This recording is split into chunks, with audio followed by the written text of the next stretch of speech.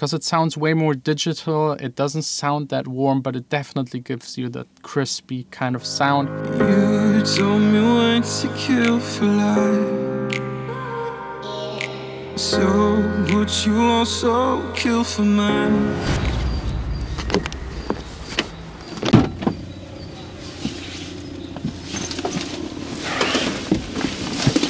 Hey guys, welcome to the vlog. I don't really want to even talk about it. It's extremely late. I spent the entire day at the lawyer and it's just making me angry. And to save at least a little bit of time, I'm taking one of those rental car to goes to just head to the studio, work on music and forget about this entire meeting.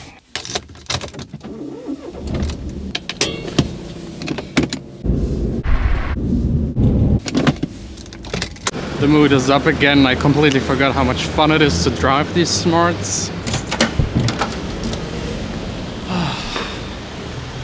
Finally. This studio is still by far my most favorite place in the entire universe. Today I have to work on a remix, so I can't share with you all of the full details how I work on it, but I wanted to go deeper into one specialized topic. That's actually how to get a warm sound, how to make your elements sound, a little crisper, a little warmer, more outstanding, get them right into the mix. So let's jump right into Logic and get started. So that's the entire project. So far just 20 tracks. I dragged in all of the remix stems in there, deleted almost all of them except for the vocals. And I'm also basing this remix off of an older track. I already played those chords on another track that was never released. So kind of recycling a little bit older project, because with remixes you never know, they might not get released. So I try to just actually make them faster than my originals, get them to a point where the people that requested the remix can listen to it, get an impression of what I did, and then tell me yes or no, and then I work on the details. It just happens way too often that remixes get cancelled, or even worse, they tell you every 2 months it will be released, and then after 2 years all of a sudden you don't hear anything from them anymore. So when it comes to remixes, just taking it really easy and also making sure that I can just delete the files of the original and make my own original out of it just by replacing the vocals and maybe some parts of the melody.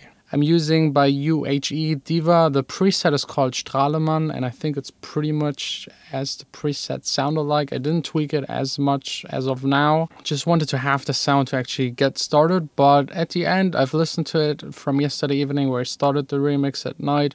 I actually kind of like it. I just added a little bit of reverb, the Valhalla Vintage Verb. I also tested out using an S1 imager to make it wide, but the sound actually doesn't need it. And of course, as always, a low cut, just to make sure there's nothing left in the bottom. And now I actually want to make this sound a little crisper and give it a little bit more character and warmth. And the easiest way to achieve those things is actually by distorting, but distorting just a tiny bit, like a couple of percent. If you overdo it, you just ruin the sound, or you make it obviously sounding distorted. That's actually not what you want to go for. In the last couple of months, I really like to use by Beat Skills the Valvesque. It's a distortion EQ, and just by the design, you know what they're trying to copy. It works pretty simple. You have an EQ where you can bass boost, bass cut, same for the high and mid frequencies. And then you have those red knobs, they add the distortion, the very typical valve distortion. And what I actually like to do is find a setting that sounds nice and distort it way too much actually.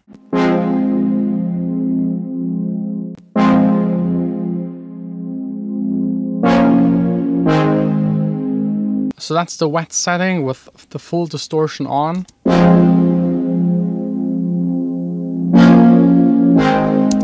Obviously too much, and what I love about this plugin and every other plugin that has it is the dry and wet fader. You can now just choose any setting in between, and as I said, it's really all about just adding a tiny bit of it.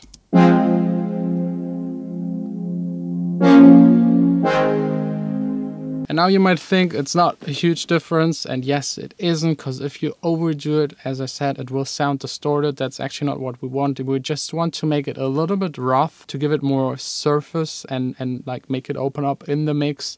I only do this like with main elements and just a tiny bit, because you have to think about it. If you do it on all elements, it might just add up and be too much distortion.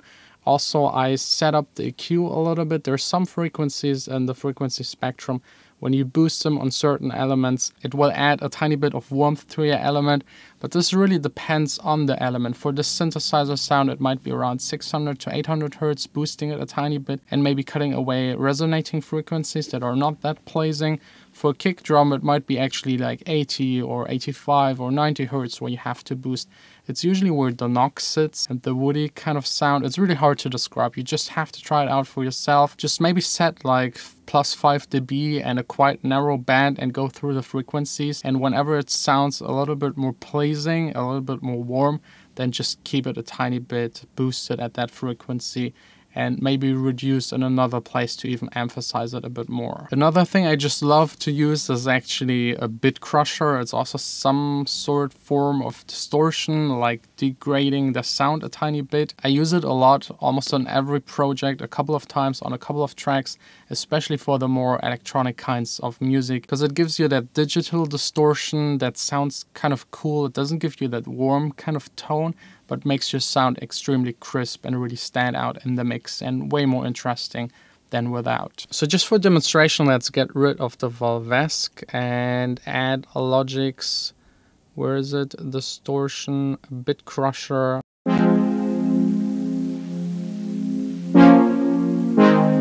And you can already hear it's doing a ton. Again, here I love to set it to maybe 8 or 9 times of downsampling.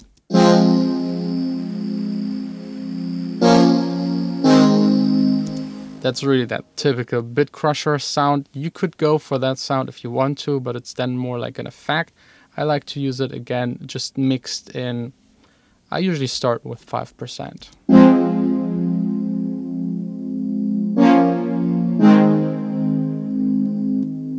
It gives you this buzzing sound in the background that is going on. This creates a little bit of atmosphere, making the sound richer, bigger, filling out more frequencies also in the background. Gives you that crisp sound, and in the mix you can't actually hear that it's a bit crusher.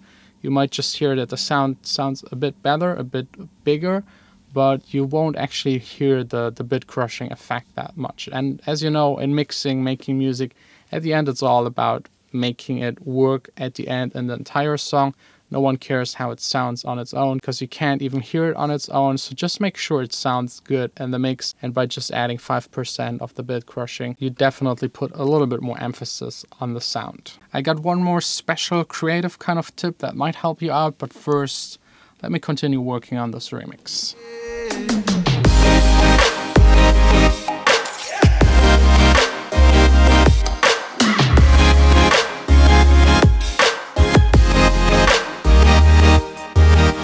So this last one little tip I want to show you again actually has to do with the reverb. A lot of people forget about the reverb actually being a huge part, a huge role when it comes to shaping, forming, and making sounds interesting. Since the Valhalla Vintage Verb doesn't have a built-in EQ, I mean, yes, it has the high and low cut, but that's not really EQing. I will switch it to the new one by Logic. That's this super cool, fancy looking chroma verb.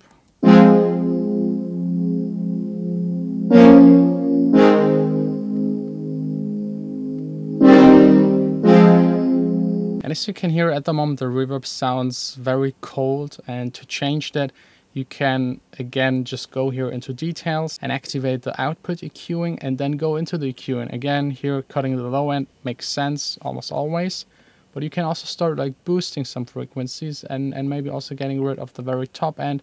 This is really up to you to shape it to make it sound really nice and also give the reverb a slight sensation of warmth. Also here, you could now put into the chain a distortion plugin, a bit crusher, or anything else to do the same things, just with the reverb that you also did with the main synthesizer sound. So I could maybe copy the bit crusher into the chain of the reverb, get rid of the bit crushing on the original sound.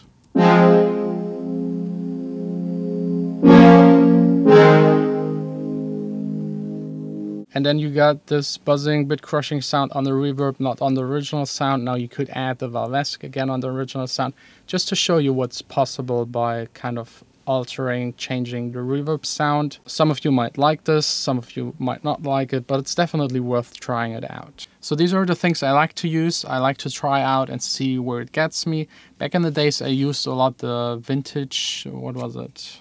I think PSP Vintage Warmer, which is actually a multi-band compressor, and there's just one knob where you kind of dial in the vintage kind of sound. Also using a lot of the plugins that actually emulate old analog gear will give you this warmth, but they're expensive. As you know from the video a couple of days ago, Logic introduced some of these EQs into Logic for free, so try them out. They will also give you a little bit of this character and warmth. It's something really subtle that you will only hear in A&B testing, or only hear if you apply it to a lot of your tracks or to the entire master file. That kind of warmth is also the main reason why I let my mastering engineer master my stuff in an analog environment with compressors actually using tubes in them. You just can't really emulate it with the computer as much. Doing these kind of tricks that I showed you is definitely something to get closer with like standard plugins, then the specialized plugins that will emulate the old analog gear, and then actually the real thing. And even with the original analog equipment, it highly depends on the temperature of the room, the temperature of the machine. So whenever I'm going to the master engineer, he's already firing up his equipment like 2 or 3 hours before I actually arrive there. So yeah, pretty much all done here in the studio. Now there's just one thing, or actually 2 or 3 things left to tell you. First up, last chance to get a ticket to the dance fair where I'm giving a master class. Just leave a comment, hashtag dance fair, and you will have a chance to win. Same with a spot on the guest list for the club where I'm DJing Friday night here in my hometown. If you live close by, just hashtag guest list. Don't forget about the remix competition. The first link in the description where you can get the stamps, work on the remix, see the prizes, rules, and just send in your songs. I think you got like 40 more days, so plenty of time to actually finish a remix. Don't forget to subscribe if you're interested to follow me along. DJ, producer, lifestyle, tutorial kind of channel. I don't actually know what I do, just like a video every day.